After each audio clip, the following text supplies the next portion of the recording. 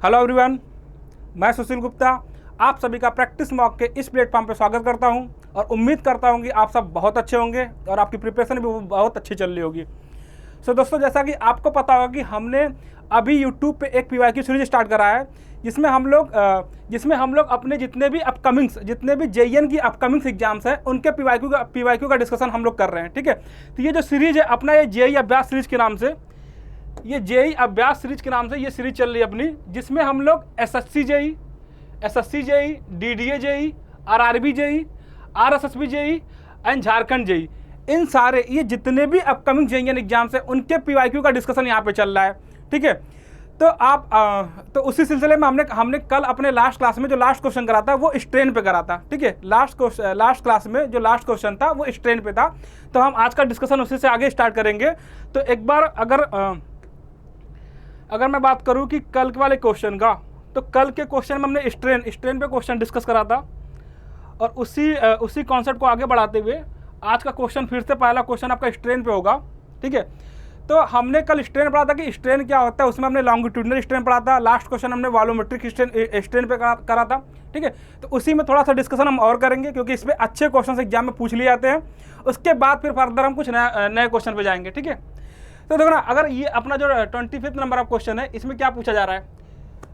So a round bar of length L equal to 1.5 metre is loaded in tension. ठीक है, a normal strain of silence equal to 2 into 10⁻³ is measured by strain gauge placed on the bar. What elongation of the bar can be expected at this load. ठीक है, तो ये question आपका किसका strain का question है। तो अगर मैं इस क्वेश्चन की बात करूं तो इसमें आपसे क्या पूछा गया है कि एक round bar of length L, एक L लेंथ का राउंड बार दिया गया है। ठीक है, जिसमें आपको नॉर्मल स्ट्रेन की वैल्यू गिवन है और आपसे क्या पूछा जा रहा है, आपसे ये पूछा जा रहा है कि इसमें इलांगेशन कितना मिल रहा है बार में। ठीक है, तो देखना एक बार, अगर मैं बात करूं आपका ये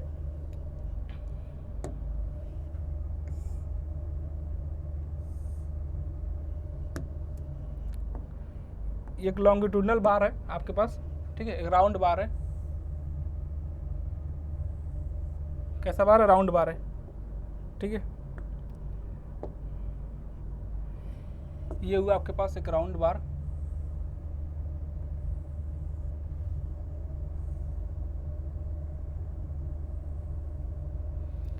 जिसका लेंथ आपको गिवन है, जिसका लेंथ आपको कितना गिवन है, लेंथ आपको गिवन है L equal to 1.5 metre. Right, length आपको गिवन है 1.5 मीटर और यहाँ पे नॉर्मल स्ट्रेन। ठीक है, तो अगर मान लो इस पे कोई लोड P लग रहा होगा, मान लेते इस पे कोई लोड P लग रहा होगा, तो इस लोड की वजह से लोड के डायरेक्शन में एक इलांगेशन देखने को मिलेगा। ठीक है, तो यहाँ पे एक इलांगेशन आएगा,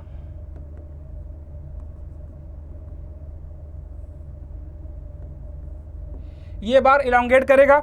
अगर ये बार इस लोड की वजह से इलांगेट करेगा तो इस बार के लैटरल डायरेक्शन में आपको डिफ्लेक्शन देखने को मिलेगा, इस बार के लैटरल डायरेक्शन में आपको डिफॉर्मेशन देखने को मिलेगा। ठीक है, तो ये इस बार का जो लेंथ है वो लेंथ कम हो जाएगा थोड़ा सा, और जब ये लेंथ कम होगा तो इस लैटरल डायरेक्शन में जो डिफॉर्मेशन देखने को मिलेगा उसको हम लोग क्या बोलेंगे, उसको हम लोग बोल लेंगे लैटरल डिफॉर्मेशन। तो अगर हम बात करें इस क्वेश्चन की, तो यहाँ पे आपसे पूछा जा रहा है कि कौन सा डिफॉर्मेशन नहीं, आपसे इलांगेशन पूछा जा रहा है। अगर इलांगेशन पूछा जा रहा है इसका मतलब कि इलांगेशन किस डायरेक्शन में पूछा जा रहा है, लॉन्गिट्यूडनल डायरेक्शन में।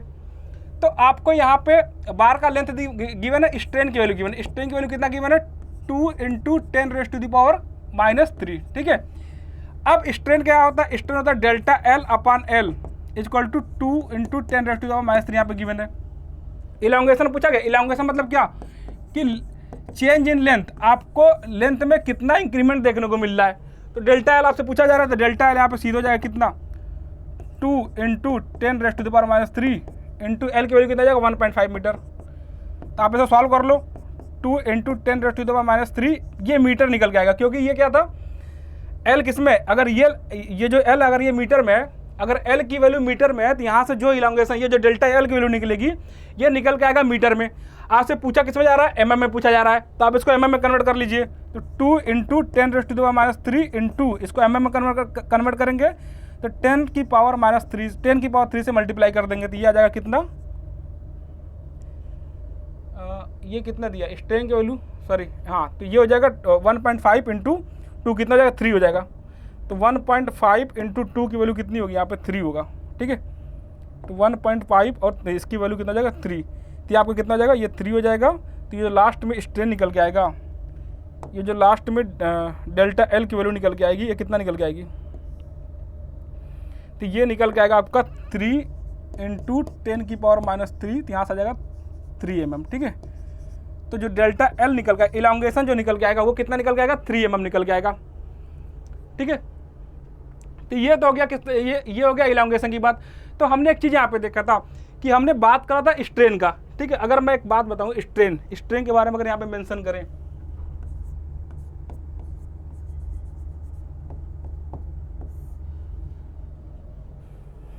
देखना एक चीज़, स्ट्रेन मेंशन करते हैं, ठीक है। स्ट्रेन में क्या होता है, एक तो हमने पढ़ा था एक्सियल स्ट्रेन, ठीक है, एक तो हमने पढ़ा था एक्सियल स्ट्रेन,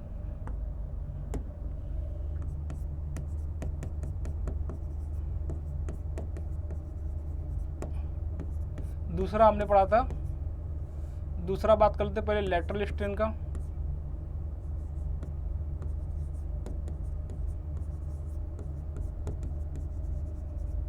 तीसरा हमने पढ़ा था शियर स्ट्रेन का, ठीक है। हमने ये मतलब ये 3 स्ट्रेन की बात करा था। अब अगर हम बात करें, एक तो ये हो गया, एक तो हो गया ये बातें कि आपके पास ये स्ट्रेन हो गया एक्सियल स्ट्रेन, एक लैटरल स्ट्रेन, एक शियर स्ट्रेन। तो अगर हम एक्सियल स्ट्रेन, अब देखो हम क्या करेंगे, एक्सियल स्ट्रेन को मैं अगर बार बार रिप्रेजेंट करूंगा, अब मैं एक्सियल स्ट्रेन को रिप्रेजेंट करता हूँ एप्सिलॉन से, ठीक है। इसको मैं रिप्रेजेंट करता हूँ एप्सिलॉन से, और लैटरल स्ट्रेन को रिप्रेजेंट करता हूँ एप्सिलॉन एल से, ठीक है। और शियर स्ट्रेन को मैं रिप्रेजेंट करूँगा फाई से। अब इसके बाद जब भी डिस्कशन चलेगा तो अगर मैं एप्सिलॉन डिनोट कर रहा हूँ तो इसका मतलब ये एक्सियल स्ट्रेन की बात चल रही है, एप्सिलॉन एल अगर मैं लिख रहा हूँ तो इसका मतलब लैटरल स्ट्रेन है, और अगर फाई लिख रहा हूँ तो इसका मतलब ये शियर स्ट्रेन है, ठीक है। तो हमने अभी लास्ट क्लास में एक डिस्कशन करा था कि जो लैटरल स्ट्रेन निकल के आता है, जो लैटरल स्ट्रेन होता है इसका वैल्यू कितना होता है, लैटरल स्ट्रेन जो होता है इसका वैल्यू निकल के आता है minus of mu into longitudinal strain. जो लैटरल स्ट्रेन निकल के आता है इसका वैल्यू क्या होता है, ये होता है आपका minus of mu into longitudinal strain, ठीक है। तो इसका वैल्यू होता है minus of mu into longitudinal strain. अब हम बात करेंगे इसके आगे की, ये तो हुआ कि लैटरल स्ट्रेन अगर हमसे पूछा जा रहा है तो इसका मतलब होता है minus of mu into longitudinal strain होता है। अब हम यहाँ पे आज बात करने वाले हैं कि स्ट्रेन की वैल्यू हम बताएंगे। पहला हम आप बात करेंगे स्ट्रेन की, पहला due to axial loading,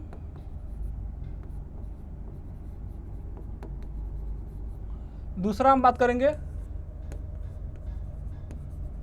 due to biaxial loading, इसके बाद हम बात करेंगे due to multiaxial loading, ठीक है।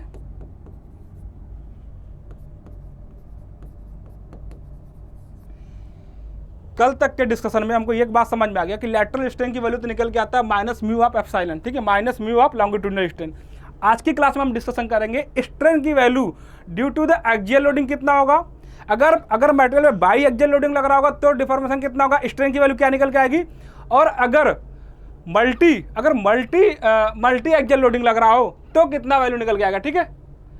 तो आज हम बात करें, अगर पहले की बात करें, ठीक है, पहला बात करते हैं ड्यू टू एक्सियल लोडिंग। इसका चर्चा एक बार तो हो चुका है, एक बार फिर से हम देख लेंगे जल्दी से। ड्यू टू एक्सियल लोडिंग की वजह से क्या डिफॉर्मेशन मिलेगा देखने को। तो अगर मैं यहाँ पे एक बार कंसीडर करता हूँ, मान लेते हैं कि ये बार एक बार मैं कंसीडर करता हूँ एल लेंथ का, ठीक है। यहाँ पे मैं एक बार कंसीडर करूँ एल लेंथ का, जिस पे लोड पी लग रहा हो, जिस पे लोड कितना लग रहा हो, जिस पे लोड लग रहा हो पी, ठीक है। तो हमने कल के क्लास में चर्चा करा था कि अगर इस लोड की वजह से, इस लोड की वजह से, इस लोड के डायरेक्शन में, इस लोड की वजह से इस लोड के डायरेक्शन में आपको कुछ डिफॉर्मेशन देखने को मिलेगा। तो मैं मान लेता हूँ कि यहाँ पे इस लोड की वजह से इस लोड के डायरेक्शन में जो स्ट्रेन देखने को मिलेगा, उस स्ट्रेन को हम लोग क्या बोलते हैं, उसको हम बोलते हैं, उस स्ट्रेन को हम क्या बोल देते हैं, उस स्ट्रेन को हम बोल देते हैं लॉन्गिट्यूडनल स्ट्रेन, ठीक है। तो यहाँ पे ये जो आपको देखने को मिलेगा,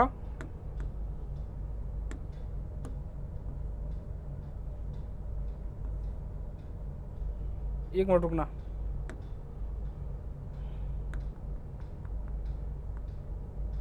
आपको क्या मिलेगा कि इसका जो लेंथ होगा, इसका लेंथ आपको थोड़ा इंक्रीज होते हुए दिखेगा, ठीक है। इसका लेंथ आपको इंक्रीज होते हुए दिखेगा लॉन्गिट्यूडनल डायरेक्शन में, और ये जो विड्थ होगा, इसका विड्थ थोड़ा डिक्रीज होगा। तो ये जो लॉन्गिट्यूड, अगर मैं इसका लेंथ एल, अगर इसके लेंथ को हम एल कंसीडर करते हैं, तो ये जो डेल्टा एल का डिफॉर्मेशन आया, ठीक है, ये जो डेल्टा एल का डिफॉर्मेशन आया, यहाँ से जो लॉन्गिट्यूडनल स्ट्रेन निकलेगा एप्सिलॉन, लॉन्गिट्यूडनल स्ट्रेन को एप्सिलॉन से रिप्रेजेंट कर रहा है, ठीक है। ये होता है डेल्टा एल अपॉन एल, और यहाँ से जो लैटरल स्ट्रेन मिलेगा due to this force, due to the load P, आपको इसके लैटरल डायरेक्शन में, अगर ये इसका, अगर इस डायरेक्शन में लोड लग रहा है, तो इसी डायरेक्शन वाले एक्सिस को हम लोग क्या बोलेंगे, लॉन्गिट्यूडनल एक्सिस, और इस एक्सिस के परपेंडिकुलर, इस एक्सिस के परपेंडिकुलर डायरेक्शन हम क्या बोलेंगे, उसको हम बोलेंगे लैटरल डायरेक्शन, ठीक है। तो अगर लैटरल डायरेक्शन में आपसे स्ट्रेन पूछा जाए due to this load P, तो आप ये बता सकते हो सीधे कि यहाँ पे जो आएगा ये म्यू इंटू एप्सिलॉन हो जाएगा। इसके बाद अभी हमने जस्ट ऊपर करा था, तो इसका मतलब ये आया कि ड्यू टू एक्सियल लोडिंग आपको दो डिफॉर्मेशन देखने को मिलेगा, दो स्ट्रेन आएगा आपके पास, एक तो होगा लॉन्गिट्यूडनल स्ट्रेन और एक होगा आपके पास लैटरल स्ट्रेन। तो आपके पास लैटरल और लॉन्गिट्यूडनल में एक रिलेशन भी मिलेगा, जो लैटरल स्ट्रेन किसके बराबर होगा, minus mu time longitudinal strain. तो ये तो हो गया ड्यू टू एक्सियल लोडिंग की बात। अब जिसका बात मैं कर रहा हूं, ये क्वेश्चन आपके, अब इसके बाद का जो चर्चा वो due to biaxial loading, और उसके बाद क्या आएगा, due to multiaxial loading, ठीक है। तो अगला मैं बोलूं due to biaxial loading,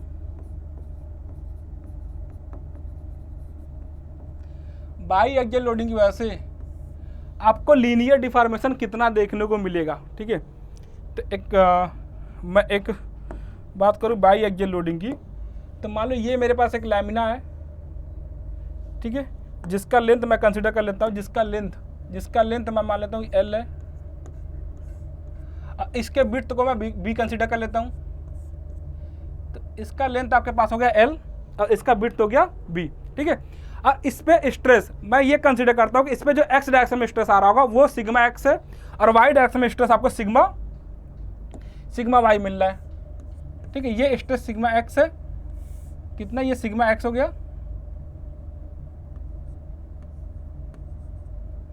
और ये वाई डायरेक्शन का जो स्ट्रेस है वो सिग्मा वाई है, ठीक है। वाई डायरेक्शन में जो स्ट्रेस है वो सिग्मा वाई है। अब आपसे ये पूछा जाए कि अब आप बताओ कि लॉन्गिट्यूडनल डायरेक्शन में स्ट्रेन कितना होगा। अब लॉन्गिट्यूडनल किसके रिस्पेक्ट में, अगर मैं, अब ये पूछा जाएगा आपसे ये नहीं पूछा जाएगा कि लॉन्गिट्यूडनल डायरेक्शन और लैटरल डायरेक्शन की बात अब नहीं होगी। अब ये पूछा जाएगा कि सिग्मा एक्स के डायरेक्शन में आप स्ट्रेन बता दो और वाई के डायरेक्शन में आप स्ट्रेन बता दो। क्यों? क्योंकि देखो अब क्या होगा, एक्स के लिए, अगर हम एक्स की बात करें तो एक्स के लिए लैटरल डायरेक्शन कौन सा होगा, वाई वाला, और वाई के लिए लैटरल डायरेक्शन कौन सा होगा, एक्स वाला। तो इसका मतलब ये हो गया कि एक्स के लिए लैटरल डायरेक्शन कौन सा होगा, वाई, और वाई के लिए लैटरल डायरेक्शन हो गया एक्स।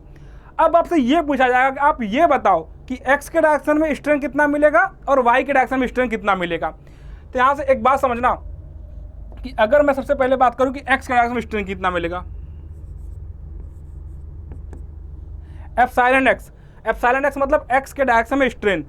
तो एक बात बताना कि अगर एक्स डायरेक्शन में, अगर मैं यहाँ की बात करूँ, ये एक्सिस आपका, जो ये एक्सिस है, ये डायरेक्शन एक्स है और ये डायरेक्शन आपके पास वाई है, ठीक है। अब अगर मैं बोलूं कि ये सिग्मा एक्स की वजह से एक्स डायरेक्शन में कितना स्ट्रेन मिलेगा, तो सिग्मा एक्स की वजह से एक्स डायरेक्शन में जो स्ट्रेन मिलेगा उसको हम बोलेंगे लॉन्गिट्यूडिनल स्ट्रेन। ठीक है, यहां तक तो बात समझ में आया कि सिग्मा एक्स की वजह से जो एक्स डायरेक्शन में स्ट्रेन मिलेगा वो मिलेगा लॉन्गिट्यूडिनल स्ट्रेन। और लॉन्गिट्यूडिनल स्ट्रेन कितना होता है, सिग्मा एक्स अपान ई, सिग्मा एक्स अपान ई। ठीक है, ये कहां से आया, ये अगर मैं बात करूं आपसे,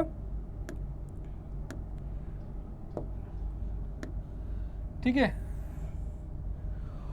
हुक्स लॉ में आपने पढ़ा होगा कि सिग्मा इक्वल टू कितना होता है, यंग मॉडुलस इनटू एप्सिलॉन। ठीक है, तो अगर अब मैं यहां से इस एप्सिलॉन जो कि क्या स्ट्रेन के लिए कितना जाएगा, सिग्मा अपॉन ई। ठीक है, तो अगर जिस डायरेक्शन में स्ट्रेस लग रहा हो उस डायरेक्शन में जो स्ट्रेन निकल जाएगा वो क्या होगा, वो होगा लॉन्गिट्यूडिनल स्ट्रेन, और ये उस डायरेक्शन का स्ट्रेन होगा। तो इस सिग्मा एक्स की वजह से एक्स डायरेक्शन में जो स्ट्रेन मिलेगा वो कितना होगा, सिग्मा एक्स अपान ई। अब ये तो बात हो गया। अब देखना क्या करेगा, ये सिग्मा एक्स क्या करेगा, सिग्मा एक्स इस लेंथ को इंक्रीज कराना चाहेगा, सिग्मा एक्स की वजह से ये लेंथ बढ़ते हुए दिखेगा। ठीक है, लेकिन इसी डायरेक्शन में अगर हम बात करें सिग्मा वाई की, अगर हम बात करें सिग्मा वाई की, तो सिग्मा वाई क्या करेगा, इस वाई के लिए ये एक्स डायरेक्शन लैटरल डायरेक्शन होगा, इस सिग्मा वाई के लिए जो एक्स वाला डायरेक्शन होगा ये लैटरल डायरेक्शन होगा। तो जब हम सिग्मा वाई, अगर हम स्ट्रेस एक टेंसाइल स्ट्रेस लगा रहे हैं वाई डायरेक्शन में, तो ये क्या करेगा, ये इस लेंथ को इंक्रीज कराएगा, ये इस लेंथ को इंक्रीज कराएगा, और ये लेंथ आपको कम होते हुए दिखेगा। इसका मतलब ये हो गया कि अगर सिग्मा वाई की वजह से हम एक्स डायरेक्शन में इफेक्ट देखें तो क्या निकल के आएगा, निगेटिव निकल के आएगा। मतलब कि इस सिग्मा वाई की वजह से ये लेंथ कम होते हुए दिखेगा, तो इसका इफेक्ट एक्स डायरेक्शन में निगेटिव आएगा। और कितना स्ट्रेन आएगा, हमने बोला था कि सर आप लैटरल स्ट्रेन कितना होता है, लैटरल स्ट्रेन होता है minus mu time longitudinal strain, और ये लॉन्गिट्यूडिनल स्ट्रेन कितना होगा इसके सिग्मा वाई के लिए, और ये लॉन्गिट्यूडिनल स्ट्रेन सिग्मा वाई के लिए कितना हो जाएगा, ये सिग्मा वाई के लिए हो जाएगा, सिग्मा वाई के लिए कितना हो जाएगा, ये सिग्मा वाई अपॉन ई। ठीक है, इसका मतलब ये हो गया कि अगर हम बोले सिग्मा वाई के लिए वाई डायरेक्शन में कितना इलांगेशन मिलेगा, स्ट्रेन मिलेगा, वो तो हो जाएगा सिग्मा वाई अपॉन ई। लेकिन सिग्मा वाई के लिए एक्स डायरेक्शन में कितना स्ट्रेन मिलेगा, वो मिलेगा mu time sigma Y upon E. और ये कौन सा, ये किस नेचर का होगा, ये कंप्रेसिव नेचर का होगा, क्योंकि अगर ये इसको इलांगेट कराएगा तो ये कम होना चाहेगा, अगर ये कम होना चाहेगा तो ये क्या होगा, ये निगेटिव नेचर का होगा। और हमको पता है कि लेटरल स्ट्रेन हमेशा लॉन्गिट्यूडिनल स्ट्रेन का निगेटिव नेचर का होता है। तो यहाँ से सिग्मा वाई की वजह से इस डायरेक्शन एक्स डायरेक्शन का स्ट्रेन जो होगा वो कितना होगा, minus mu time sigma Y upon E. ये बात समझ में आया, ये बात एक बार आप अच्छे से समझ जाओ कि जो सिग्मा एक्स निकल के आएगा, एप्सिलॉन एक्स निकल के आएगा, वो कितना आएगा, एप्सिलॉन एक्स निकल के आएगा sigma X upon E minus mu time sigma Y upon E. और ये माइनस क्यों, क्योंकि अगर ये लेंथ को इंक्रीज कराएगा वाई डायरेक्शन में तो एक्स डायरेक्शन में लेंथ क्या करेगा, डिक्रीज करना चाहेगा। इस वाई की वजह से जो स्ट्रेन आएगा वो minus mu time sigma Y upon E आएगा।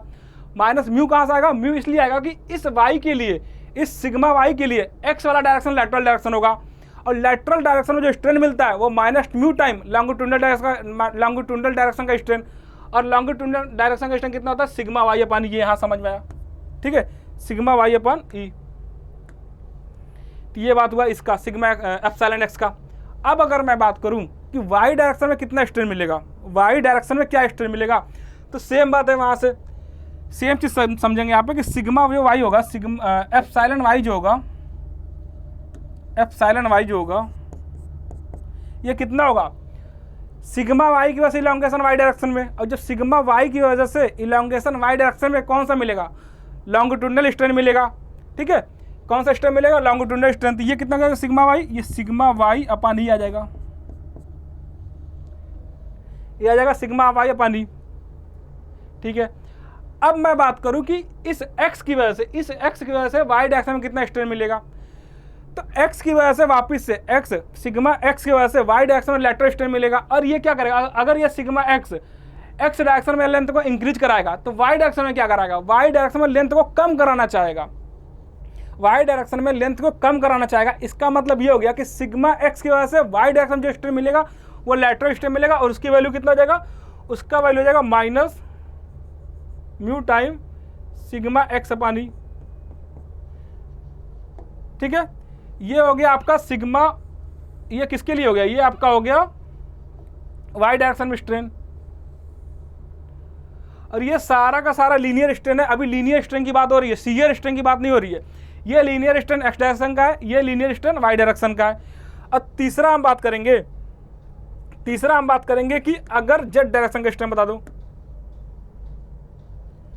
यहां पे देखना, मैं एक बात बता रहा हूं कि सर आपका जो लोड लग रहा है वो एक तो एक्स डायरेक्शन लग रहा है और एक दूसरा लोड लग रहा है वाई डायरेक्शन में, और जेड डायरेक्शन में कोई लोड नहीं लग रहा है। लेकिन अगर जेड डायरेक्शन में कोई लोड नहीं लगाया तो क्या जेड डायरेक्शन में स्ट्रेन आएगा?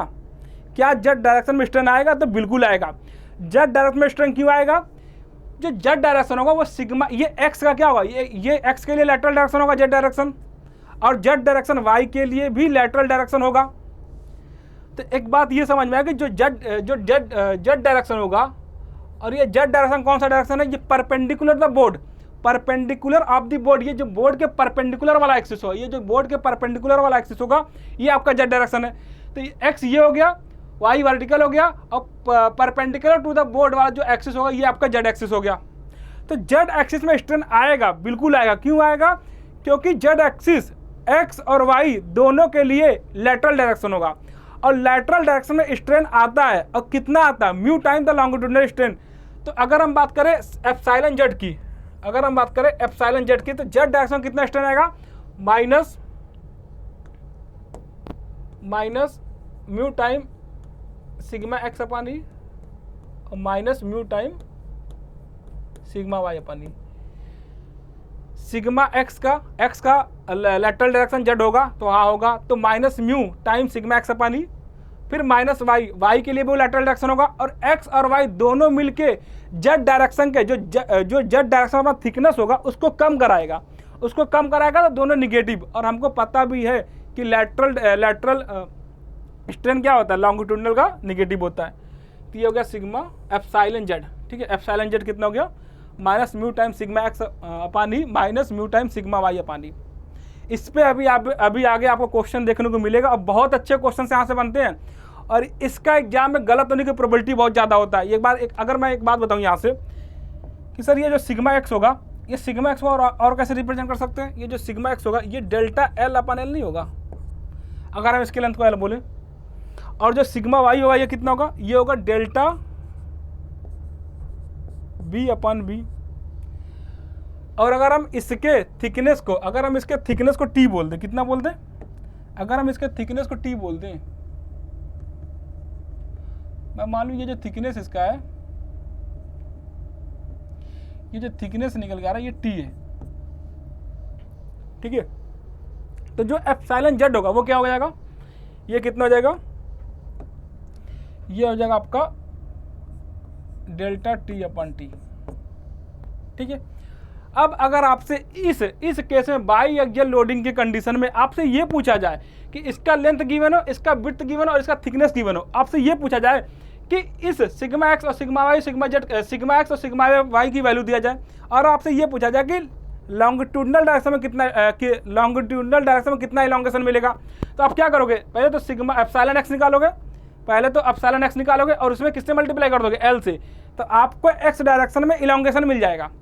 वैसे ही अगर आपसे ये पूछा जाए कि बी डायरेक्शन में, मतलब ये विड्थ के डायरेक्शन में क्या डिफॉर्मेशन मिलेगा देखने को, तो बी डायरेक्शन के लिए क्या करेंगे, हम एप्सिलॉन वाई निकालेंगे। अब इस एप्सिलॉन वाई में इस बी लेंथ से मल्टीप्लाई कर देंगे तो बी डायरेक्शन, इस वाई डायरेक्शन में आपको डिफॉर्मेशन मिल जाएगा। अगर आपसे ये बोला जाए कि जेड डायरेक्शन में कितना डिफॉर्मेशन मिलेगा, इसके लिए आप क्या करोगे, एप्सिलॉन जेड में इस थिकनेस से मल्टीप्लाई कर दोगे तो जेड डायरेक्शन का डिफॉर्मेशन आपको मिल जाएगा। तो अभी तक हमने एक्सियल लोडिंग पढ़ा था, अब हम पढ़ेंगे अभी तक हमने यूनि एक्सियल लोडिंग पढ़ा था, अब हमने पढ़ा बाई एक्सियल लोडिंग, ठीक है। तो पहला क्या था, ड्यू टू, अब ये देखो due to uniaxial loading, यहाँ करेक्ट करना, due to uniaxial loading. दूसरा क्या, बाई एक्सियल लोडिंग। अब तीसरी बात करेंगे मल्टी एक्सियल लोडिंग। देखो मल्टी एक्सियल लोडिंग में क्या होगा, ये मैं बात करूंगा मल्टी एक्सियल लोडिंग की।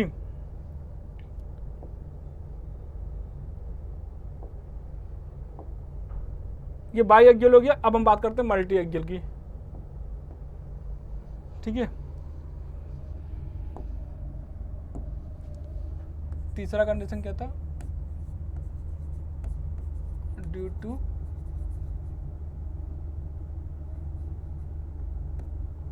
Multi axial loading. ठीक है, अब मैं बात करता हूँ मल्टी एक्सियल लोडिंग की।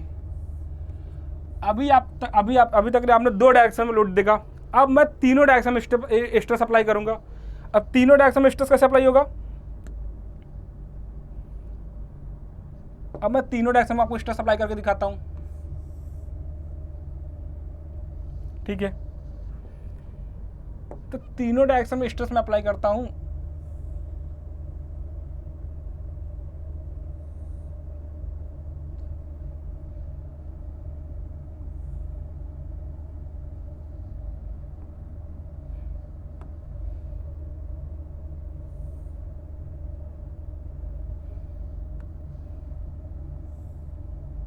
तो तीनों डायरेक्शन में इस बार स्ट्रेस अप्लाई होगा। ठीक है, अभी तक आपने 2 डायरेक्शन में स्ट्रेस अप्लाई किया, अभी तक आपने 2 डायरेक्शन में स्ट्रेस अप्लाई किया था, अब मैं तीनों डायरेक्शन में स्ट्रेस अप्लाई करूंगा।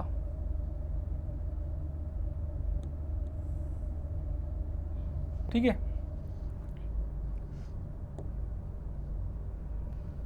अभी तक आपने 2 में किया, अब मैं तीनों में करता हूं। तो मैं ये मान लेता हूं, पहले तो एक बार इसमें एक तो ये हो गया, दूसरा ये कंसीडर करो, दूसरा प्लेन ये, और तीसरा प्लेन कंसीडर कर लो आप ये ऊपर वाला। ठीक है, अब अगर मैं बात करूं कि मान लेता हूं कि एक्स डायरेक्शन में जो स्ट्रेस है वो कितना है, वो है आपके पास सिग्मा एक्स, और वाई डायरेक्शन में जो स्ट्रेस है वो कितना है, ये है मान लेते हैं सिग्मा वाई, और जेड डायरेक्शन में जो स्ट्रेस मिल रहा है ये मान लेता हूं मैं जेड डायरेक्शन को स्ट्रेस को मैं कंसीडर कर लेता हूं सिग्मा जेड। ठीक है, सिग्मा जेड, और इसको मैं एक्स डायरेक्शन बोलता हूं, वर्टिकल को वाई डायरेक्शन बोल देता हूं। अब परपेंडिकुलर ऑफ द बोर्ड के परपेंडिकुलर को हम क्या बोल देते हैं, जेड डायरेक्शन बोलता हूं। ठीक है, तो ये एक्स हो गया, ये वाई हो गया, ये जेड डायरेक्शन हो गया। अब मैं बोलूंगा कि आपको बताना है कि strain in X direction, strain in Y direction, और strain in Z direction, strain in Z direction. ठीक है, अब मैं बोलूं स्ट्रेन इन एक्स डायरेक्शन कितना होगा, तो एक्स डायरेक्शन में जो स्ट्रेन मिलेगा सिग्मा एक्स की वजह से कितना आ जाएगा, सिग्मा एक्स अपॉन ही sigma X upon E, minus Y के लिए क्या होगा, वाई डायरेक्शन जब वाई डायरेक्शन में आपको लोड लग रहा होगा तो वाई डायरेक्शन के स्ट्रेस की वजह से एक्स डायरेक्शन में कौन सा स्ट्रेन मिलेगा, लैटरल स्ट्रेन मिलेगा, और लैटरल स्ट्रेन कितना होता है, minus mu time sigma Y upon E. और ऐसे ही जेड के लिए क्या होगा, जेड के लिए भी एक्स डायरेक्शन कौन सा है, जेड के लिए भी एक्स डायरेक्शन लैटरल डायरेक्शन है, तो जेड में स्ट्रेस है उसकी वजह से स्ट्रेन कितना मिलेगा, एक्स डायरेक्शन में सिग्मा जेड अपॉन ई। आ रहा समझ में बात कि एक्स डायरेक्शन में स्ट्रेन जो सिग्मा एक्स की वजह से मिलेगा वो मिलेगा कितना, सिग्मा एक्स अपॉन ई, और वाई और जेड के लिए कितना मिलेगा, minus mu time sigma Y upon E and minus mu time sigma Z upon E. ठीक है, अब हम एप्सिलॉन वाई की बात करें, स्ट्रेन इन वाई डायरेक्शन, जब वाई डायरेक्शन हमको स्ट्रेन निकालना तो क्या होगा, sigma Y upon E minus mu time sigma Z upon E and minus mu time sigma X upon E. और ऐसे ही अगर आप निकालोगे सिग्मा जेड के लिए कितना हो जाएगा, sigma Z upon E minus sigma Y upon E minus sigma X upon E. ठीक है, तो ये तो हो गया आपका ट्राई एक्सियल लोडिंग के कंडीशन में। ट्राई एक्सियल लोडिंग के कंडीशन में क्या हो गया आपका, ये आपका हो गया ट्राई एक्सियल लोडिंग के कंडीशन में डिफॉर्मेशन। ठीक है, स्ट्रेन की वैल्यू ये हो गया आपका ट्राई एक्सियल लोडिंग कंडीशन में स्ट्रेन की वैल्यू। ठीक है, और ये स्ट्रेन जो सिग्मा एक्स होगा, जो सॉरी एप्सिलॉन एक्स होगा, ये किसके बराबर हो जाएगा, ये होगा आपका कितना, अगर हम सिग्मा एल अपॉन एल, इस लेंथ को मैं एल बोलता हूँ, इसको मैं डी बोल दूँ, क्या इसको मैं डी बोल देता हूँ और इसको मैं बी बोल देता हूँ। ठीक है, तो ये हो जाएगा सिग्मा एल अपॉन एल, और ये कितना हो जाएगा, ये हो जाएगा आपका डेल्टा बी अपॉन बी, और ये कितना जाएगा वाई में, कितना वाई में डी है, तो ये हो जाएगा आपका कितना डेल डी अपॉन डी, और ये हो जाएगा कितना जेड वाले में डेल बी अपॉन बी। ठीक है, अब अगर इसका लेंथ गिवन होगा एल डी और बी, अगर आपको गिवन होगा तो किसी भी डायरेक्शन का डिफॉर्मेशन आप यहां से निकाल सकते हो। ठीक है, तो अब हम क्वेश्चन देख लेते हैं। अब अगर हम क्वेश्चन पे चले अपने, तो एक तो क्वेश्चन ये था जिसमें आपसे सिंपल क्या पूछा गया था, इलांगेशन पूछा गया था एक्स डायरेक्शन का। अब अगर हम अगले क्वेश्चन की बात करें, 26 नंबर ऑफ क्वेश्चन, ठीक है, 26वें क्वेश्चन में क्या दिया गया, consider the state of stress at any point as sigma x equal to 250 megapascal. Sigma x दिया कितना 250 मेगापास्कल। दूसरा अगर हम बात करें कि सिग्मा जेड जेड कितना दिया हुआ, अगेन 250 मेगापास्कल दिया है। The Young modulus and Poisson ratio of the material is considered as 2 GPa and 0.18 respectively. मतलब यंग मॉडुलस की वैल्यू कितना दिया गया है 2 गीगापास्कल दिया गया है, और म्यू की वैल्यू कितना 0.18 है। Determine the epsilon Z Z at the point. आपको जेड डायरेक्शन का स्ट्रेन बताना है, जेड डायरेक्शन का आपको क्या बताना है, स्ट्रेन बताना है। ये कौन सा लोडिंग हुआ, ये आपके पास कितने लोडिंग लग रहे हैं, एक तो आपके पास सिग्मा एक्स एक्स है, ठीक है, एक तो आपके पास सिग्मा जेड जेड है, और सिग्मा वाई वाई नहीं दिया है। सिग्मा वाई वाई नहीं दिया, मतलब सिग्मा वाई वाई कितना दिया है, सिग्मा वाई वाई आपका कितना हो गया, 0 हो गया। इसका मतलब आपका 2 डायरेक्शन में लोड लग रहा है, एक तो एक्स डायरेक्शन में, एक जेड डायरेक्शन में। तो इसका मतलब कौन सा लोडिंग हुआ, ये कौन सा कंडीशन हुआ, ये दूसरा कंडीशन हुआ बाई एक्सियल लोडिंग का, ये बाई एक्सियल लोडिंग का कंडीशन हुआ। अब आपसे पूछा क्या जा रहा है, आपसे पूछा जा रहा है किस डायरेक्शन का स्ट्रेन, जेड डायरेक्शन का स्ट्रेन पूछा जा रहा है। जेड डायरेक्शन का क्या पूछा जा रहा है, स्ट्रेन पूछा जा रहा है। ठीक है, तो हमने अभी बात करा था पीछे कि अगर आपके पास बाई एक्सियल लोडिंग होगा, अगर आपके पास कौन सा लोडिंग होगा, बाई एक्सियल लोडिंग होगा, तो ये कंडीशन कौन सा, दूसरा वाला, कि ये दिया हुआ है आपके पास बाई एक्सियल लोडिंग का कंडीशन, जहाँ पे आपके पास कि क्या दिया है, सिग्मा एक्स एक्स दिया है, जहाँ पे आपके पास क्या दिया है, सिग्मा एक्स एक्स दिया है। ठीक है,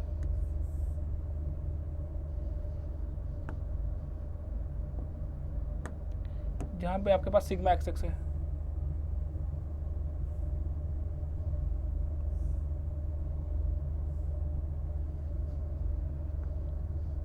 ठीक है, तो सिग्मा एक्स एक्स कितना है, अगर मैं इसको एक्स डायरेक्शन मानता हूँ, इसको एक्स, ये इसको एक्स मान लेता हूँ, इसको वाई, इसको जेड, ये एक्स है, ये वाई है, और ये जेड है। ठीक है, तो सिग्मा एक्स कितना है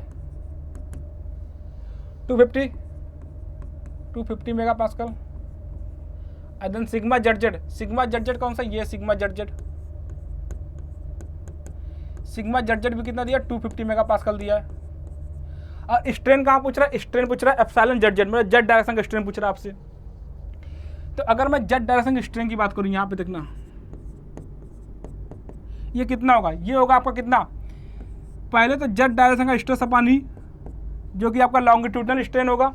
अब lateral strain due to the X axis, X stress की वजह, सिग्मा एक्स की वजह से जो वाई जेड डायरेक्शन का स्ट्रेन आएगा वो क्या होगा, लैटरल स्ट्रेन होगा, तो minus mu time sigma X upon ई।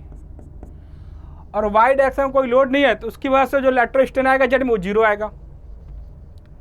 तो ये तो निकल गया sigma Z upon E minus mu time sigma X upon E.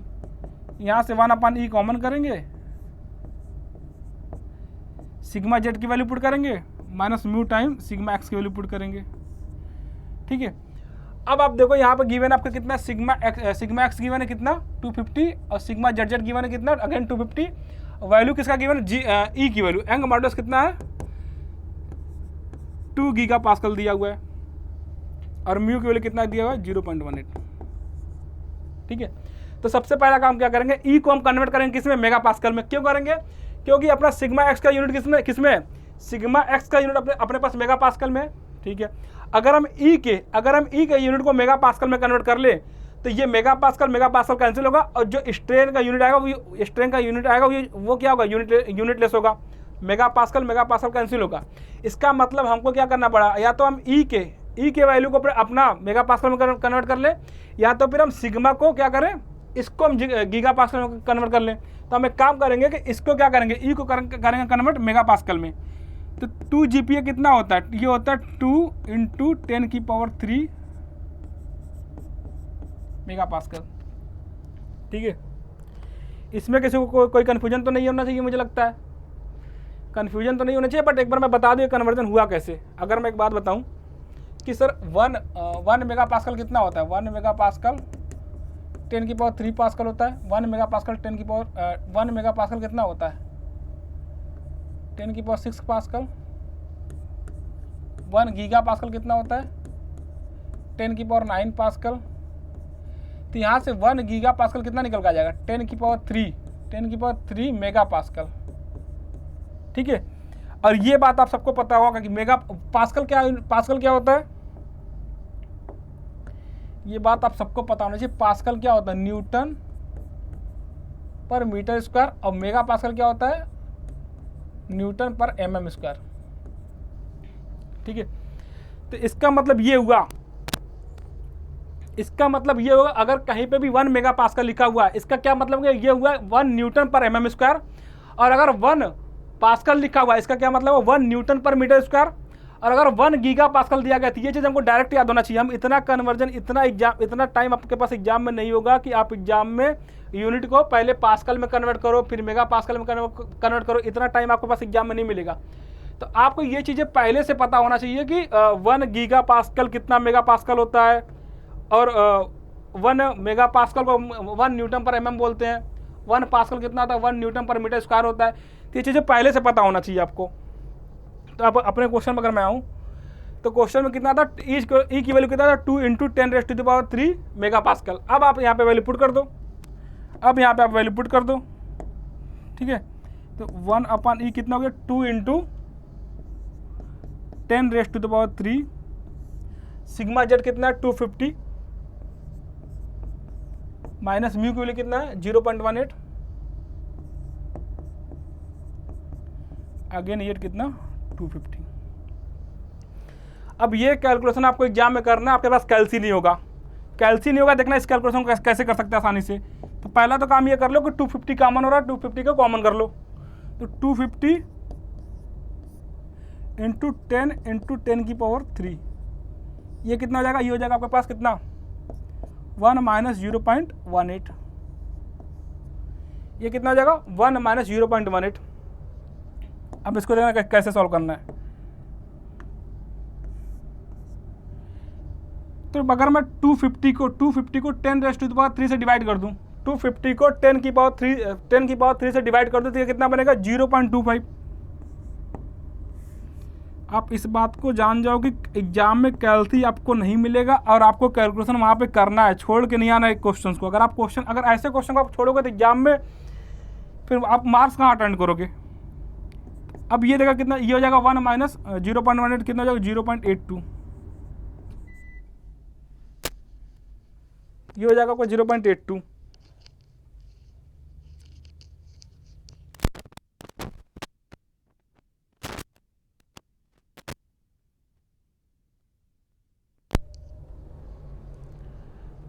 ठीक है, चलिए ठीक है।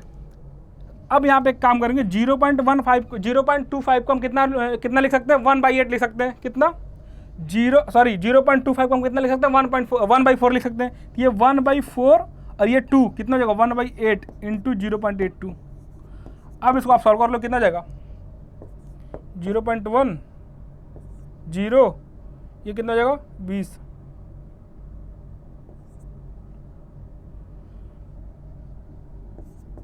जीरो पॉइंट 0.1025 कितना का, 0.1025।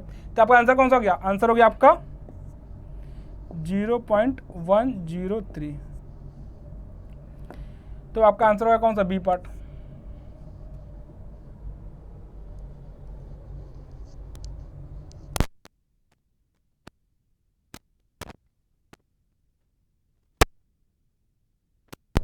ठीक है, तो ये तो आपका बाई एक्सियल लोडिंग का क्वेश्चन। तो ये क्वेश्चन हो गया आपका बाई एक्सियल लोडिंग का क्वेश्चन। ठीक है, तो यहाँ पे आपसे कितना पूछा था, एप्सिलॉन जेड डायरेक्शन का आपसे क्या पूछा था, स्ट्रेंथ की वैल्यू पूछा था।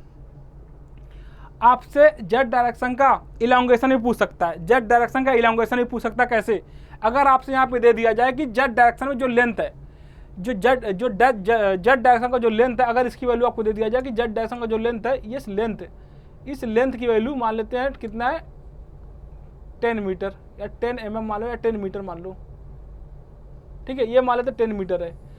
अब आपको बताना होगा कि जेड डायरेक्शन में कितना इलांगेशन मिला, जेड डायरेक्शन में इलांगेशन कितना निकल गया है। तो आप यहाँ से डायरेक्ट निकाल सकते हो कि आपको जेड डायरेक्शन का स्ट्रेंथ पता चल गया। अब अगर आप इलांगेशन पता करना होगा तो क्या करोगे, इसमें किससे मल्टीप्लाई कर दोगे, ये क्या होगा, यही तो होगा, यही तो है आपका कितना, यही तो आपका क्या, अगर इसको हम बी बोले तो यही तो आपका डेल्टा बी अपन बी है, ठीक है। अगर आपसे बी डायरेक्शन में इलांगेशन पूछा जाए तो यहाँ पे आप क्या करोगे, ये स्ट्रेंथ निकल गया आपको जेड डायरेक्शन का, आप बी से क्या करोगे, मल्टीप्लाई कर दोगे, बी से मल्टीप्लाई कर दोगे। मान लो बी 10 मीटर है तो बी से मल्टीप्लाई कर देती है, कितना निकल जाएगा, आ जाएगा 1.03 मीटर क्या हो जाएगा, आपको यहाँ का इलांगेशन मिल जाएगा, ठीक है, जेड डायरेक्शन का। तो ये तो है 26 नंबर क्वेश्चन। अब हम नेक्स्ट क्वेश्चन पे चलते हैं, ठीक है, नेक्स्ट क्वेश्चन पे चलते हैं। नेक्स्ट क्वेश्चन में रीड करते क्या है, a metal sphere of volume 7500 mm cube, ठीक है, कितना 75 mm क्यूब है,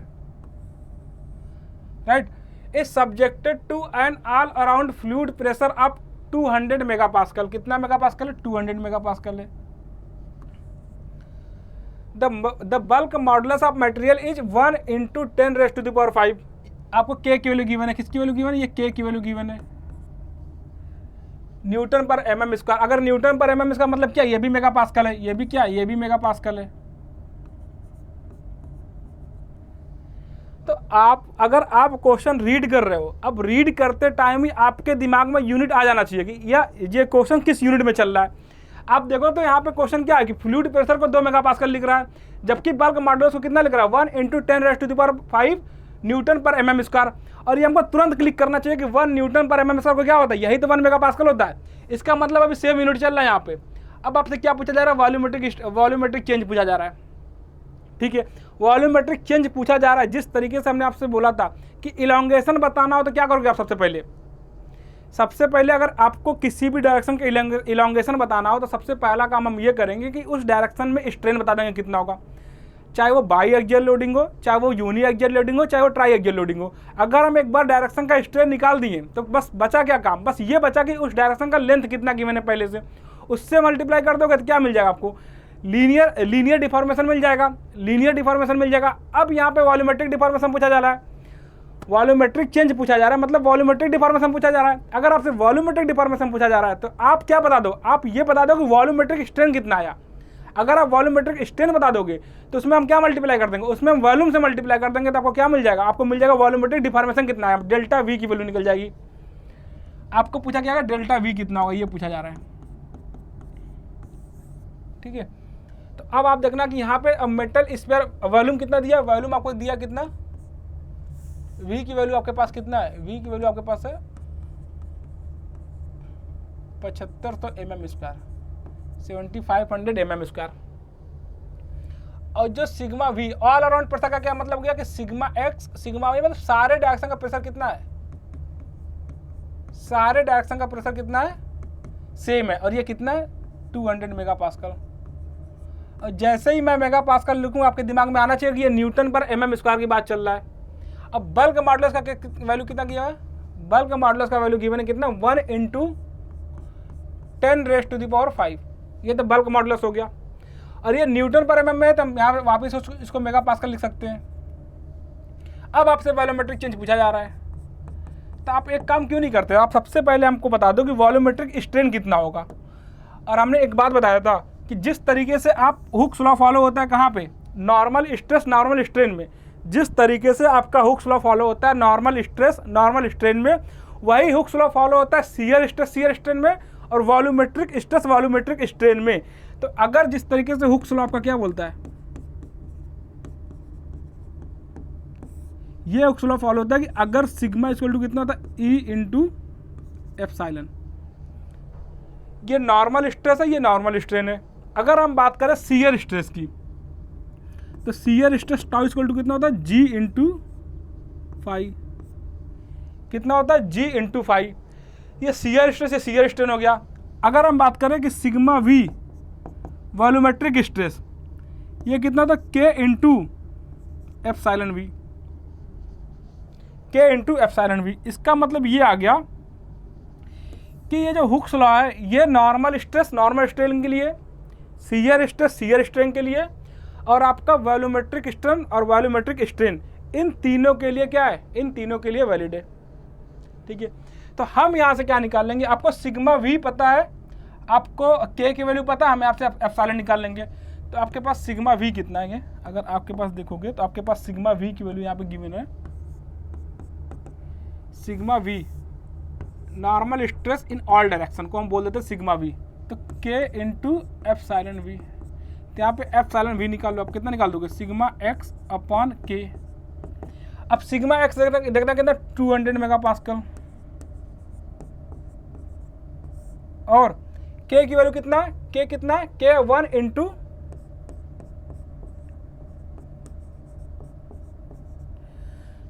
मेगापास्कल कैंसिल आउट होगा, और स्ट्रेन का अपना कोई यूनिट नहीं होता, स्ट्रेन यूनिट लेस होता है। तो आप हमेशा ध्यान दो कि स्ट्रेन का जो यूनिट आएगा वो क्या होगा, कुछ भी नहीं होगा, यूनिट लेस होगा। तो ये मेगापास्कल कैंसिल होगा आपका, तो ये तो हो गया स्ट्रेन की वैल्यू। अब ये स्ट्रेन क्या होता है, यही स्ट्रेन तो कितना होता है, यही क्या होता है, यही होता है कितना, डेल्टा वी अपॉन वी, मतलब आपको डेल्टा वी मिल जाएगा अगर आप इसमें मल्टीप्लाई कर दो कितने, 200 अपॉन 10⁵ को मल्टीप्लाई कर दो कितने से, 10⁵ को मल्टीप्लाई कर दो आप v, और v कितना है 7500 mm²। ठीक है, कर दो मल्टीप्लाई आप इसको, तो देखो ना ये कितना जाएगा, ये 5 है, ये टोटल 5 है, यहाँ पे 2 और 2 यहाँ पे, तो ये कितना जाएगा 4 और बचा 1, तो 2 इंटू 7.5 ये होगा कि नहीं, यहाँ पे 2 हो गया, अरे इसको कैंसिल किया, इसको कैंसिल किया, इसको करा, इसको करा, और एक डेसिमल यहाँ लगा दिया, तो 2 इंटू 7.5 ये कितना हो गया 15, तो 15 कितना 15 mm³। ठीक है, तो जो डेल्टा वी आएगा वो कितना आएगा, डेल्टा वी को निकल के आएगा 15 इंटू 15 mm³।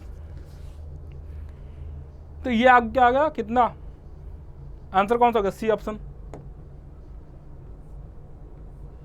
सी ऑप्शन आंसर हो गया।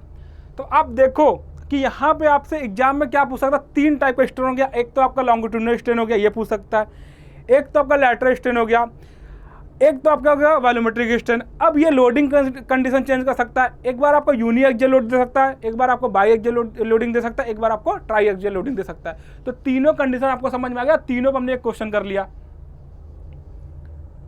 तो ये तो बात हुआ टोटल स्ट्रेन की, स्ट्रेन में कितने टाइप्स के क्वेश्चन बन सकते हैं, ये डिस्कशन आपका हो गया यहाँ पे।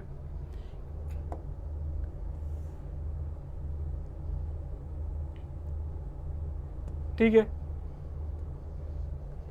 ये तो बात अभी तक हुआ स्ट्रेन का।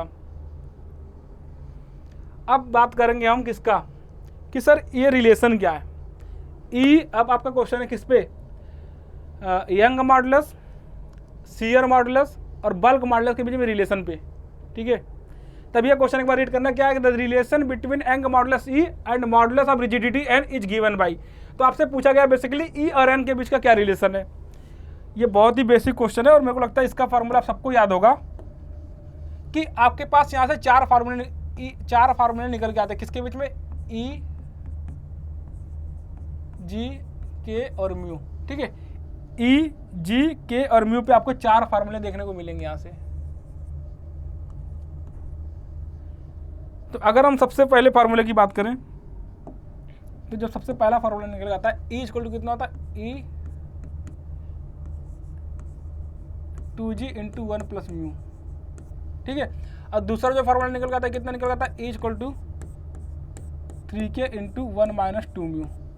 एक और फार्मूला निकल के आता है कितना, ई इक्वल टू में ई का रिलेशन निकल के आता है किसमें, एक बार ई का रिलेशन जी के टर्म में, जी और म्यू के टर्म में, ई का रिलेशन जी और म्यू के टर्म में कितना होता है, 2g इंटू 1 प्लस म्यू। फिर ई का रिलेशन किसके साथ, के और म्यू के टर्म में कितना हो गया, 3k इंटू 1 माइनस 2 म्यू। अब अगला जो रिलेशन है, ई का रिलेशन किसके साथ है, जी और के साथ है। तो इसको आप सिंपल याद रखो, 9 kg अपन 3 kg, कितना 9 kg अपन 3 kg। तो अगला जो रिलेशन आपके पास 9 kg अपन 3 kg, बस आपको ये देखना लिखना कैसे है। आपके पास आ गया 9 kg अपन 3 kg, और 3 kg को कितना लिखेंगे हम, 3k प्लस जी लिखेंगे। ठीक है, जो तीसरा रिलेशन आपके पास है, इसको याद हम ऐसे कर सकते हैं कि 9 kg अपन 3 kg याद रखो। अब बस आप ये समझ जाओ कि उसको लिखना कैसे है। तो 9 kg अपन 3 kg को लिख लेंगे हम 3k + g के टर्म में।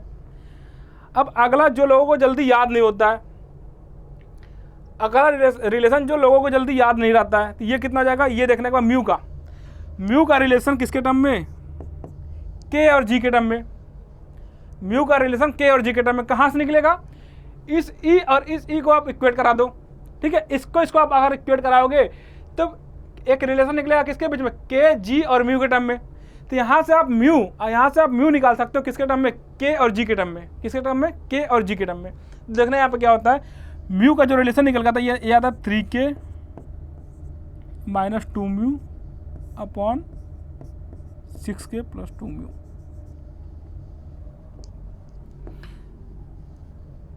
ठीक है,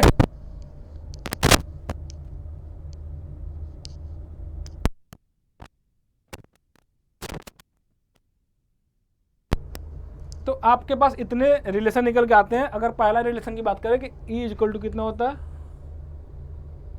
2g × 1 + μ। अगला क्या है, अगला है 3k - 2μ। तीसरा क्या है, 9 kg अपॉन 3 kg, और 3 kg कैसे लिखेंगे, 3 kg लिखेंगे 3k + g, ठीक है। और चौथा लास्ट वन क्या है, म्यू का क्या है, 3k - 2μ upon 6k + 2μ। 3k upon 2μ upon 6k + 2μ। अगर यहाँ पे एक बात मैं बता दूं, अगर कभी भी आपको एग्जाम में कंफ्यूजन, वैसे होता तो नहीं है, बहुत सिंपल है, क्योंकि मेरे को लगता है कि पूरे सोम का सबसे सिंपल रिलेशन यही है, और ये सबके टिप पे होना चाहिए। अगर फिर भी आपको एग्जाम में कंफ्यूजन होता है, तो उसके लिए मैं एक बात बता दूँ कि अगर आप इसको एक नंबरिंग दे दो, इसको 1 बोलो, इसको 2 बोलो, इसको 3 बोलो, ठीक है। इसको 1 बोलो, इसको 2 बोलो, इसको 3 बोलो, ये नंबरिंग दे दिए E, J, K को, ठीक है। अब आपके पास जितने भी फार्मूला है, ठीक है, आप देखोगे E के सामने हमेशा 1 मिलेगा, E के सामने हमेशा 1 मिलेगा, ठीक है। E के सामने हमेशा 1 मिलेगा यहाँ पे। और G के सामने चेक करो, G के सामने कितना मिलेगा, यहाँ पे तो G के सामने 2 मिला, यहाँ पे G के सामने 2 मिला, यहाँ पे G के सामने 2 मिलेगा, ठीक है। ये थोड़ा गलत हो गया, एक बार चेक करना, 2μ नहीं होगा, यहाँ पे 2g होगा। कितना होगा, 2g।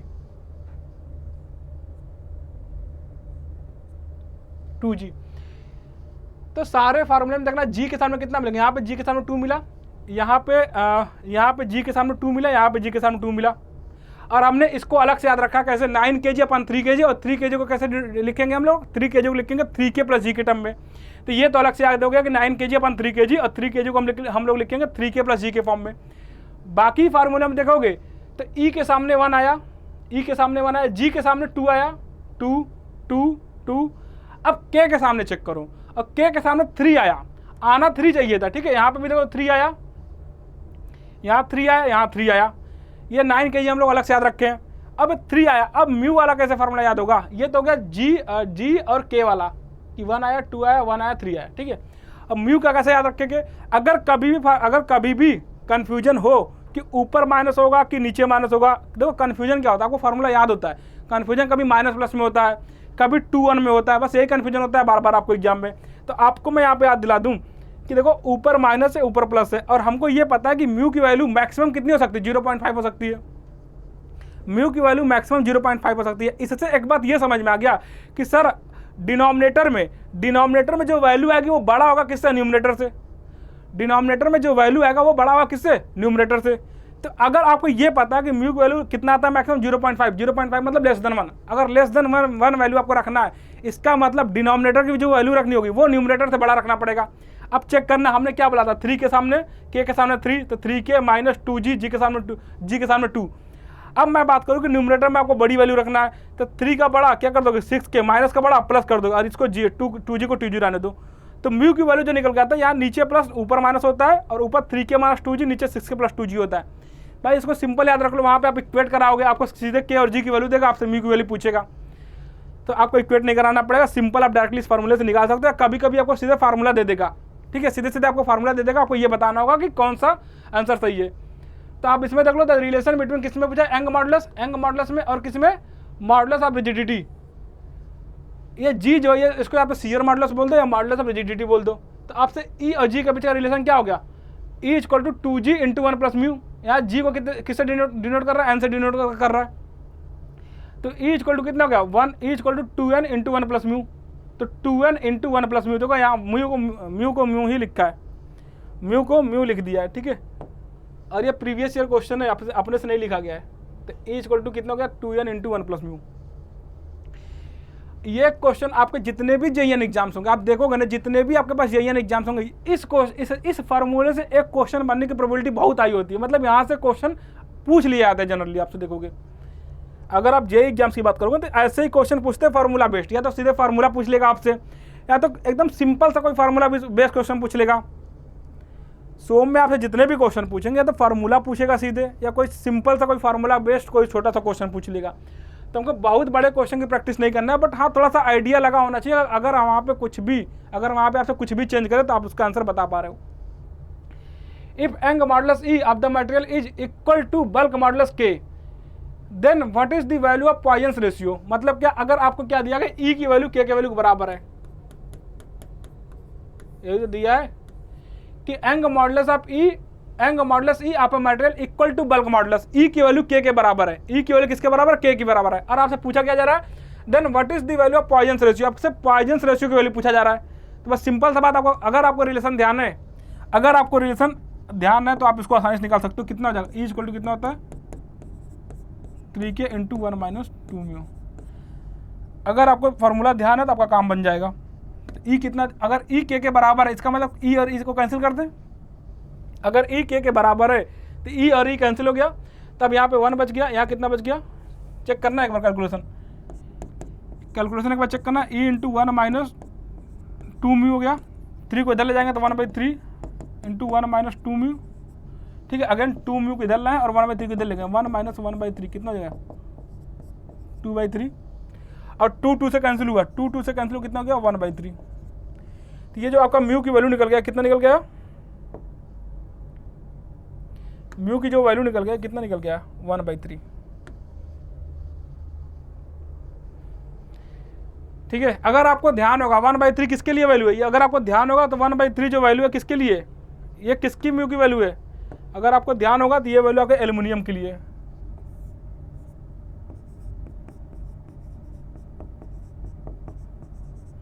ठीक है। तो ये जो म्यू की वैल्यू निकल गया किस मटेरियल के लिए निकल गया, ये एल्युमिनियम के लिए निकल गया। तो इसकी वैल्यू कितनी 1/3। तो आंसर कौन सा हो गया, आपका आंसर हो गया बी पार्ट। तो बी पार्ट आपका हो गया आंसर, ठीक है। अगला क्वेश्चन चेक करना, अगला क्वेश्चन क्या है, if for a known material bulk modulus is equal to its shear modulus. पिछली बार क्या दिया था, पिछली बार ये दिया था कि यंग मॉडुलस किसके बराबर है, बल्क मॉडुलस के बराबर है, म्यू की वैल्यू पूछा था। इस बार क्या दिया, इस बार दिया कि मटेरियल का जो क्या है बल्क मॉडुलस है के, ये किसके बराबर, ये बराबर है शियर मॉडुलस का। देन द पॉइजन रेशियो, अब से पूछा गया पॉइजन रेशियो की वैल्यू पूछा गया।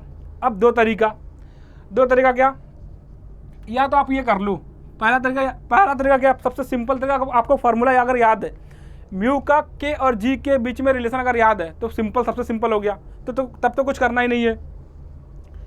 अगर म्यू का के और जी के बीच में रिलेशन याद है तो कुछ नहीं करना। हमने बोला था म्यू के लिए कितना होता है, पहले लिखो 3k माइनस 2g, कितना 3k माइनस 2g, के सामने 3 और जी के सामने 2, 3k माइनस 2g। अब चूंकि म्यू की वैल्यू होता है क्या लेस देन 1, तो आपको वैल्यू बढ़ाना है। वैल्यू बढ़ाना क्या करेंगे, 3 को करो 6k, माइनस को करो प्लस, उसके बाद 2g को 2g ही रहने दो, यही फार्मूला है। अब एक बात बताओ, अगर k और g बराबर है, अगर k और g बराबर है तो g की जगह k रख दो, g की जगह k रख दिए तो क्या हो जाएगा, फिर उस k यहाँ पे भी k रखो, यहाँ पे भी k पुट करो। अब उस k को कॉमन ले लो, अब k और k कैंसिल आउट हो जाएगा। तो आपको यहाँ से एक बात सीधे समझ में आएगा कि म्यू को कितना हो जाएगा, म्यू होगा कितना 3 माइनस 2/6 प्लस 2।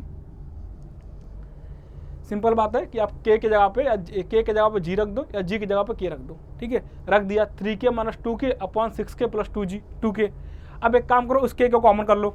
अगर हम उस k को कॉमन कर लिए तो क्या होगा, 3 माइनस 2/6 प्लस 2, ये तो निकल जाएगा। और ये आपका कितना हो जाएगा, 3 माइनस 2 की वैल्यू कितना 1/6 प्लस 2 8, 0.125। 0.125 निकल के आ जाएगा। तो आपका आंसर कितना हो जाएगा 0.125। ये तो आपका हो गया कि म्यू की वैल्यू अगर के और जी की वैल्यू गिवन है।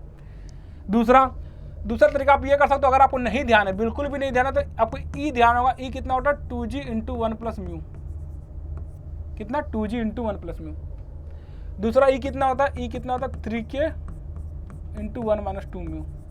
इक्वेट करा दो 2g into 1 plus mu upon 3k into 1 minus 2 mu.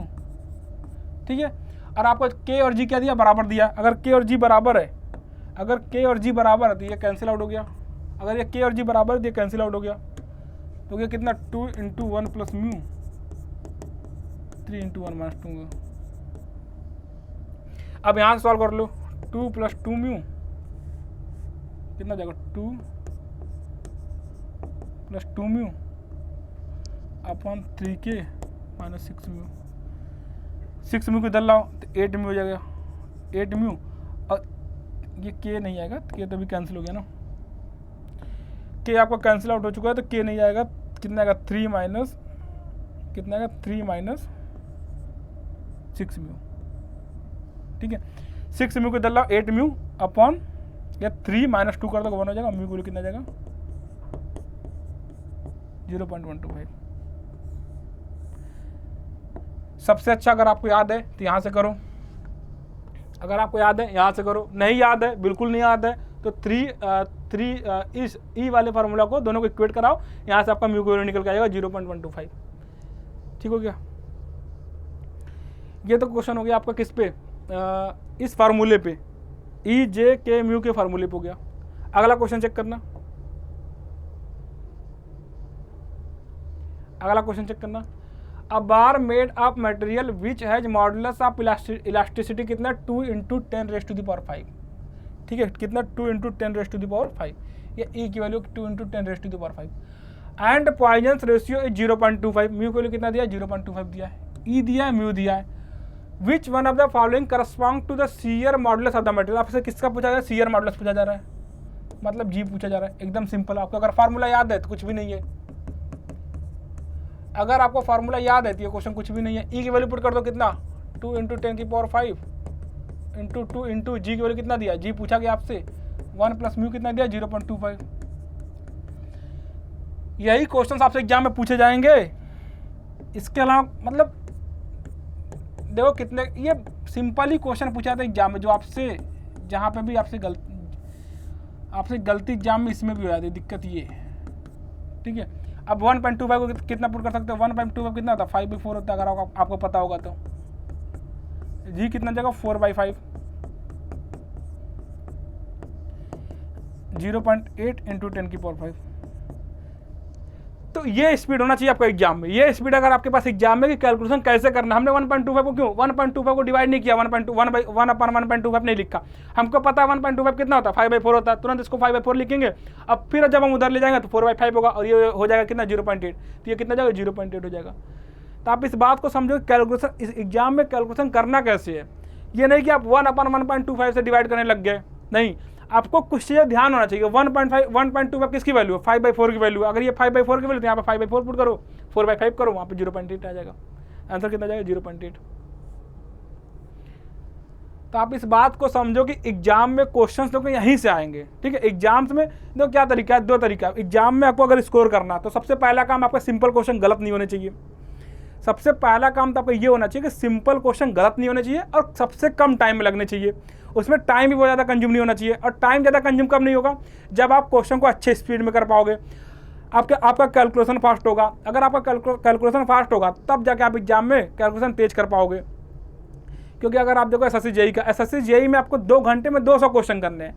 SSC JEE में आपको 2 घंटे में 200 क्वेश्चन करने हैं, जिसमें 50 रीजनिंग करने हैं, 50 नॉन टेक करने हैं, उसके बाद 100 टेक्निकल करने हैं। 50 रीजनिंग में अगर आपकी स्पीड बहुत अच्छी होगी, अगर आपकी स्पीड बहुत अच्छी होगी तो आप कम से कम 50 रीजनिंग अटेम्प्ट करने में 40 से 45 मिनट लगाओगे मिनिमम 45 मिनट से कम तो एसएससी जेईई के रीजनिंग में नहीं लगना है। अब अगर आप बात करो, अगर आपको थोड़ा बहुत भी नॉन टेक आता है तो 10 से 15 मिनट में आप नॉन टेक कर ले जाओगे। अब अगर आप देखोगे ना तो आपके पास ओवरऑल 1 घंटा मिलता है टेक्निकल में। 1 घंटा से ज़्यादा टेक्निकल में टाइम निकालना एसएससी जेईई में बहुत मुश्किल है। और 1 घंटे में फिर 100 टेक्निकल क्वेश्चन करना ये भी बहुत मुश्किल है, ये भी अपने आप में बहुत बड़ा टास्क है। और अब अगर आप एसएससी जेईई के क्वेश्चंस देखोगे तो वो बहुत सिंपल वाले क्वेश्चंस नहीं होते हैं। अगर आप अब के एसएससी जेईई के क्वेश्चन देखोगे तो वो इतने सिंपल नहीं होते हैं। तो अब के एसएससी जेईई के लिए आपको पहले से प्रिपेयर होना होगा हर तरीके से। हर तरीके से प्रिपेयर होने का क्या मतलब है कि पहला काम आपका जो सिंपल क्वेश्चन है वो गलत नहीं होने चाहिए। दूसरा काम ये हो गया कि दूसरा काम आपका ये है ना कि कैलकुलेशन आपका बहुत फास्ट होना चाहिए। इसके लिए आप इसके लिए कैसे प्रैक्टिस करोगे? आप इसके लिए प्रैक्टिस करने के लिए सबसे बेस्ट तरीका क्या है? सबसे बेस्ट तरीका ये है कि एसएससी जेईई के लेवल का आप पेपर सॉल्व करो। एसएससी जेईई के लेवल का पेपर सॉल्व करो।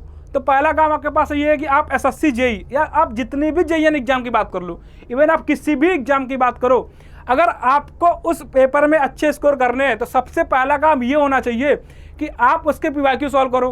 अब पीवाईक्यू भी कैसे? सब्जेक्ट वाइज नहीं, सब्जेक्ट वाइज पीवाईक्यू सॉल्व करोगे तो आप एग्जाम में आप स्पीड नहीं गेन कर पाओगे। आप ये नहीं समझ पाओगे पेपर वहाँ पे कैसे अटेम्प्ट करना है। आपको फुल लेंथ पेपर सॉल्व करना पड़ेगा, आपको फुल लेंथ पेपर सॉल्व करना पड़ेगा। तो आप दो काम कर सकते हो, या तो आपको प्रीवियस ईयर को पेपर उठा लो, या तो आप किसी मॉक को दो, आप या तो किसी मॉक टेस्ट को दो। तो उसी के लिए आप देखोगे ना, उसी के लिए प्रैक्टिस मॉक के पास क्या, अगर आप प्रैक्टिस मॉक के वेबसाइट पे जाओगे तो आपके वहाँ पे टेस्ट सीरीज मिलेंगे। आप देखो आपके पास एसएससी जेईई का टेस्ट सीरीज है, ठीक है, आपके पास एसएससी जेईई का टेस्ट सीरीज है, आपके पास डीडीए जेईई का भी है, आपके पास राजस्थान जेईई का है, झारखंड जेईई का है, ठीक है। तो आप जब इन पेपर्स को दोगे ना, आप जब इन पेपर्स को दोगे तो आप अपने स्पीड को और अपने कैलकुलेशन की स्पीड को बढ़ा सकते हो। और सबसे अच्छी बात यहाँ पे ये है कि आप जब ये पेपर दोगे ना, यहाँ पे आप देखो कि हर क्वेश्चन के साथ जितने की पॉइंट, जैसे हम लोग जैसे यहाँ पे क्वेश्चन कर रहे थे, हम लोग क्वेश्चन कैसे कर रहे थे कि हम एक क्वेश्चन पिक कर रहे थे, उसके बाद जैसे अगर हमने स्ट्रेन वाला क्वेश्चन उठाया तो हमने वहाँ पे longitudinal strain, lateral strain, volumetric strain सब कुछ डिस्कस कर लिया। उसी तरीके से जब आप इस टेस्ट को दोगे ना तो यहाँ पे आपको हर क्वेश्चन के साथ वहाँ पे नीचे कुछ की पॉइंट्स मिलेंगे, और हर की पॉइंट्स में आपको बहुत सारे एक्स्ट्रा इन्फॉर्मेशन मिलेंगे जहाँ से एग्जाम में क्वेश्चन डायरेक्टली बन सकते हैं। तो आप जाइए, यहाँ पे आपको कुछ फ्री मॉक मिलेंगे आपके पास, मुझे लगता है शायद एक फ्री मॉक है इसमें और एक प्रीवियस ईयर पेपर है। आप प्रीवियस ईयर पेपर में भी देखोगे ना तो वहाँ पे भी बहुत सारे की पॉइंट आपको मिलेंगे। तो आप इससे अपने प्रिपरेशन को और इन्हेंस कर सकते हो और अपने स्पीड को भी इंक्रीज कर सकते हो। ठीक है दोस्तों, तो आप एक काम ये कर लो, तो सबसे पहले आप अपने इस टेस्ट सीरीज को ज्वाइन कर लो और वहाँ पे प्रैक्टिस करते रहो। बाकी यूट्यूब पे तो पीवाईक्यू चल ही रहा है। ठीक है, थैंक यू एवरीवन। आज के लिए इतना ही रखते हैं। Thank you guys.